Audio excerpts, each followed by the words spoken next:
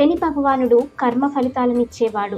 శనిదేవుడు తలుచుకుంటే వ్యక్తి జీవితం అల్లకల్లోలం అవుతుంది. అలాగే ఆయన అనుగ్రహం ఉంటే అదృష్టవంతులు అవుతారు. మరోవైపు శనీశ్వరుని ఆగ్రహానికి గురయ్యే శాపం తగిలితే వారిని సమస్యలు ఊరికే వదిలిపెట్టవు. శని దోషం తగ్గాలంటే కొన్ని ప్రత్యేక నియమాలు పాటించాలి. అందులో శనిదేవుని విగ్రహానికి ఎదురుగా నిల్చొని ఆరాధన చేయకూడదనేది ఒకటి. హిందూ పురాణాల ప్రకారం శని విగ్రహానికి ఎదురుగా లేదా ఆయన చూపు పడే ప్రదేశాల్లో నిల్చొని ఆరాధించకూడదు. మీ మీద ఆయన చూపు పడేటట్లుగా ఉంటే కాస్త పక్కకు జరిగి పూజ చేసుకోవాలి.